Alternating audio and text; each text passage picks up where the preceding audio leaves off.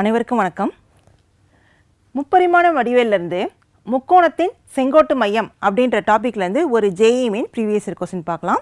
இது வந்து நம்ம 12th ஸ்டாண்டர்டில் அப்ளிகேஷன்ஸ் ஆஃப் வெக்டர் அல்ஜிப்ரா அப்படின்ற டாப்பிக்லேருந்து கேட்கப்பட்டிருக்கிறது. கொஸ்டினை பார்த்துலாம். x + 3y - 2z + 6 = 0 என்ற தளம் ஆய அச்சுக்களை ABC என்ற புள்ளியில் சந்திக்கிறது என்க. முக்கோணம் ABCயின் செங்கோட்டு மையம் ஆல்ஃபா, பீட்டா, 6/7 எனில் 98 × ஆல்ஃபா + பீட்டா ஹோல் ஸ்கொயரின் மதிப்பு என்ன அப்படின்னு சொல்லிட்டு கேட்டிருக்காங்க. இதே கொஸ்டின் இங்கிலீஷில் பார்த்துலாம். Let the plane x + 3y - 2z + 6 = 0 meet the coordinate axis at the point ABC. If the orthocenter of the triangle ABC is alpha, beta, 6/7, then 98 × alpha + beta whole square is equal to dash அப்படின்னு சொல்லிட்டு கேட்டிருக்காங்க. இது 2023ஆம் ஆண்டு JEE main தேர்வில் கேட்கப்பட்ட கேள்வி.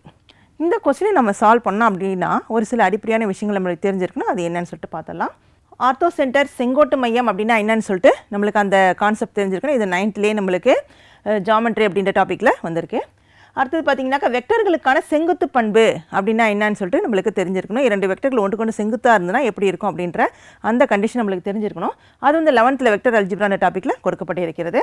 அடுத்தது பார்த்திங்கன்னா ஒரு தளத்தினுடைய சமன்பாடு எப்படி இருக்கும் அப்படின்னு சொல்லிட்டு நம்மளுக்கு தெரிஞ்சிருக்கணும். இது வந்து 12th அப்ளிகேஷன்ஸ் ஆஃப் வெக்டர் அல்ஜிப்ரான டாப்பிக்கில் கொடுக்கப்பட்டு இருக்கிறது. இப்போ இந்த கான்செப்ட்லாம் பார்த்துடலாம். ஃபஸ்ட்டு செங்கோட்டு மையம்னா என்னன்றது நம்மளுக்கு தெரிஞ்சுக்கணும். ஒரு முக்கோணத்தை எடுத்துக்குவோம்.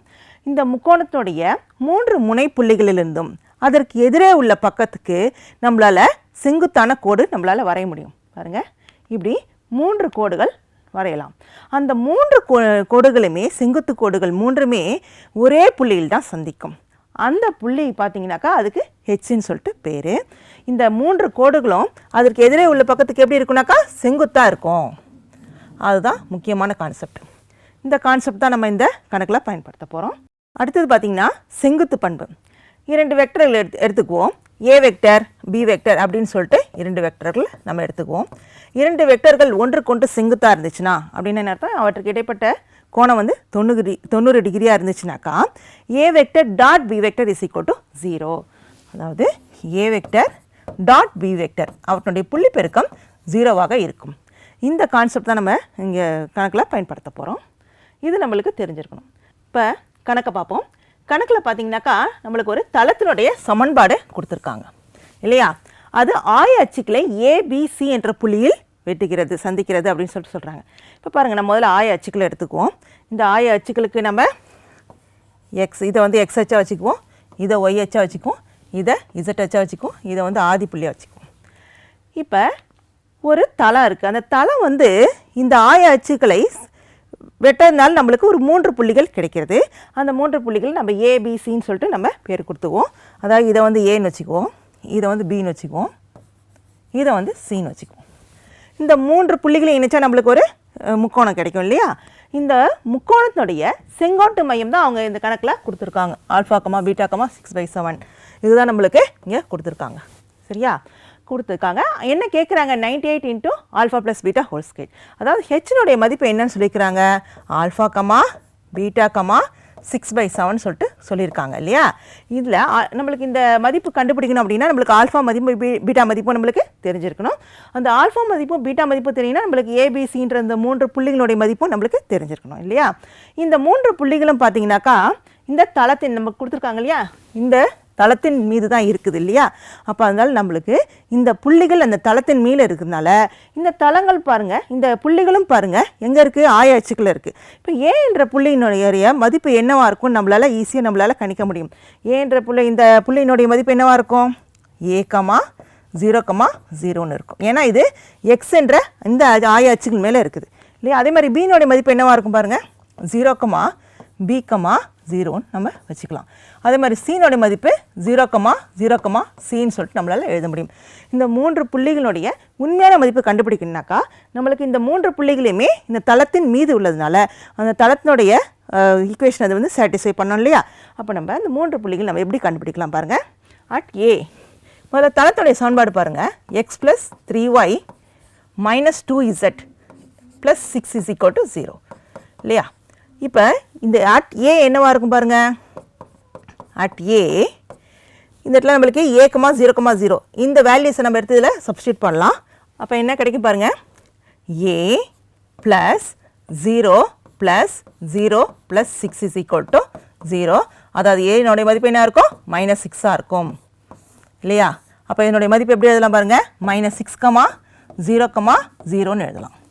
அடுத்தது பாருங்கள் அட் b பாருங்கள், அட் b பாருங்கள், b-னுடைய மதிப்பு என்ன 0, b, 0. அதை எடுத்து இதில் சப்ஸ்டிட் பண்ணுங்கள். அப்போ என்ன கிடைக்கும் பாருங்கள், 0 plus 3b plus 6 is equal to 0. அப்போ 3b is equal to minus 6. அப்போ b is equal to நம்மளுக்கு minus 2ன்னு சொல்லிட்டு கிடைக்கும் இல்லையா? அப்போ இந்த bன்ற புள்ளியினுடைய மதிப்பு என்ன 0, minus 2, 0. அதே மாதிரி cக்கும் நம்ம கண்டுபிடிக்கலாம். அட் c பாருங்கள், அட் c நம்மளுக்கு 0, 0, c. அதை இடத்துல சப்ஸ்டிட் பண்ண என்ன கிடைக்கும் பாருங்கள், 0 plus 0 minus 2c is equal to minus 6ன்னு போடலாமா? அப்போ c is equal to என்ன வரும் 3ன்னு சொல்லிட்டு நம்மளுக்கு கிடைக்கும் இல்லையா? அப்போ c-னுடைய மதிப்பு 3. அப்போ இது எப்படி எழுதலாம் பாருங்கள், 0, 0, 3ன்னு சொல்லிட்டு எழுதலாம். இப்போ நம்மளுக்கு இந்த 3 முனைப்புள்ளிகள் நம்மளுக்கு தெரிஞ்சிருச்சு இல்லையா? இப்போ பாருங்கள், நம்ம 3 முனைப்புள்ளிகளும் தெரிஞ்சிச்சு, நம்மளுக்கு h-னுடைய மதிப்பும் தெரியும். நம்மளுக்கு இந்த பர்டிகுலராக இந்த BH பாருங்கள், BH பாருங்கள், இதுக்கு செங்குத்தாக இருக்குது. எதுக்கு செங்குத்தாக இருக்குது, ஏசின்ற இந்த பக்கத்துக்கு நம்மளுக்கு செங்குத்தாக இருக்குது இல்லையா? இப்போ இந்த இடத்துல பாருங்கள், இது செங்குத்தாக இருக்குது. அப்போ அதனால் நம்மளுக்கு இந்த செங்குத்து பண்பை நம்ம இந்த இடத்துல யூஸ் பண்ணலாம். அதாவது AC vector dot BH vector is equal to 0ன்னு எழுதலாம் இல்லையா? ஏசி வெக்டர் எப்படி எழுதலாம், ஓசி வெக்டர் மைனஸ் OA வெக்டர்னு எழுதலாம் இல்லையா? டாட் BH வெக்டர் எப்படி எழுதலாம், OH vector minus OB vector. this is equal to 0. இப்போ OC vector minus OA vector, OC vector minus OA வெக்டர்னா 0 மைனஸ் மைனஸ் 6ன்னு வரும்போது நம்மளுக்கு என்ன கிடைக்கும், 6i கேப். அதே மாதிரி பாருங்கள் 0 மைனஸ் 0 நம்மளுக்கு 0 தான், ப்ளஸ் 0j கேப். அடுத்தது பாருங்கள் 3 மைனஸ் 0, அப்போ என்ன கிடைக்கும் 3k cap. Dot OH vector minus OB vector, அப்போ ஆல்ஃபா மைனஸ் 0 என்ன கிடைக்கும், ஆல்ஃபா I கேப். அடுத்தது பாருங்கள் பீட்டா மைனஸ் ஆஃப் மைனஸ் 2 வந்து ப்ளஸ் 2 கிடைக்கும். அப்போ plus beta plus 2j gap. அடுத்தது பாருங்கள் இந்த இடத்துல என்ன கிடைக்கும், 6/7 மைனஸ் 0ன்னு வரும்போது நம்மளுக்கு 6/7 தான் கிடைக்கும், 6/7k cap. this is equal to 0. இவன் ரெண்டையும் புள்ளி பெருக்கம் பண்ணால் நம்மளுக்கு என்ன கிடைக்கும் பாருங்கள், 6 into alpha 6 alpha, 0 into anything 0, அதனால் பற்றி கவலைப்பட வேணாம். அடுத்தது ப்ளஸ் 3 into இந்த இடத்துல நம்மளுக்கு என்ன கிடைக்குது, 6/7 இருக்கு இல்லையா, 6/7. this is equal to 0. அப்போ 6 ஆல்ஃபா is equal to இந்த இடத்துல பாருங்கள், இதில் எல்லாத்தையுமே இங்கே ஒரு 6 இருக்குது, இங்கே ஒரு 6 இருக்குது, மொத்தமாக கேன்சல் பண்ணிடலாம். அப்போ alpha is equal to minus 3/7. இப்போ ஆல்ஃபா மதிப்பு நம்மளுக்கு தெரிஞ்சிடுச்சு. இப்போ இதே மாதிரியே அடுத்தது இந்த ஏபி வெக்டருக்கு பாருங்கள், இந்த சிஹெச் வெக்டர் செங்குத்தாக இருக்குது. இந்த செங்குத்து பண்பை இந்த இடத்துல பயன்படுத்தலாம். அதாவது எப்படி எழுதலாம்னாக்கா, AB vector dot CH vector is equal to 0. AB vector எப்படி எழுதலாம், OB vector minus OA vector அப்படின்னு எழுதலாம். டாட் இந்த இடத்துல பார்த்தீங்கன்னா அதே மாதிரி OH vector minus OC vector, this is equal to 0. OB minus OA, அதாவது OB minus OA 0 minus of minus வந்து நம்மளுக்கு என்ன கிடைக்கும், 6i கேப். அடுத்தது பாருங்கள் மைனஸ் 2 நம்மளுக்கு மைனஸ் 0, அதனால மைனஸ் 2j கேப். அடுத்தது பார்த்தீங்கன்னா 0 மைனஸ் 0 நம்மளுக்கு 0 தான், அதனால் அது பிரச்சனை இல்லை, 0k கேப். டாட் OH என்ன பாருங்கள், இப்போ ஆல்ஃபா OH மைனஸ் OC, அப்போ நம்மளுக்கு என்ன கிடைக்கும், alpha minus 0 alpha I cap. அடுத்தது பீட்டா மைனஸ் 0 நம்மளுக்கு பீட்டாவே தான் கிடைக்கும், பீட்டா j கேப். அதுக்கடுத்து பாருங்கள் 6/7 மைனஸ் 3, அப்போ அந்த இடத்துல 6/7 மைனஸ் 3k கேப். இதனுடைய புள்ளி பெருக்கம் 0. நம்ம ரெண்டுத்தையும் புள்ளி பெருக்கம் பண்ணால் நம்மளுக்கு என்ன கிடைக்கும் பாருங்கள், 6 ஆல்ஃபா. அடுத்தது பாருங்கள் minus 2 into beta, minus 2 beta கிடைக்கும். அடுத்தது 0 இன்ட்டு எனிதிங் 0 தான், அதனால் அதை பற்றி கவலைப்பட வேண்டாம், this is equal to 0. இப்போ இந்த இடத்துல பார்த்தீங்கன்னா ஆல்ஃபா மதிப்பு நம்மளுக்கு என்னன்னு சொல்லிட்டு தெரியும், மைனஸ் 3/7 இல்லையா? அப்போ 6 into minus 3/7 minus 2 beta this is equal to 0. இதில் பார்த்தீங்கன்னாக்கா இதை கேன்சல் பண்ணலாம் ஒரு 2க்கு. இந்த இடத்துல பார்த்தீங்கன்னா கேன்சல் பண்ணால் இந்த இடத்துல நம்மளுக்கு 3 கிடைக்கும். அப்போ -9/7 இஸ் ஈக்குவல் டு நம்மளுக்கு இந்த பீட்டா அந்த பக்கம் கொண்டு போனால் பீட்டா, அதாவது பீட்டா இஸ் ஈக்குவல் டு -9/7. அப்போ ஆல்ஃபா மதிப்பு தெரிஞ்சிடுச்சு, பீட்டா மதிப்பு தெரிஞ்சிடுச்சு. ஆல்ஃபா மதிப்பு என்ன -3/7, பீட்டா மதிப்பு என்ன -9/7. நம்மளுக்கு என்ன கேட்டிருக்காங்க பாருங்கள், 98 into alpha plus beta whole square இல்லையா. அப்போ 98 இன்ட்டு ஆல்ஃபா மதிப்பு -3/7, இந்த இடத்துல -9/7 வரும் ஹோல் ஸ்கொயர். இப்போ பாருங்கள் டினாமினேட்டர் ரெண்டும் சேமாக இருக்குது, அதனால் ஆட் பண்ண என்ன கிடைக்கும் -12/7 ஹோல் ஸ்கொயர்.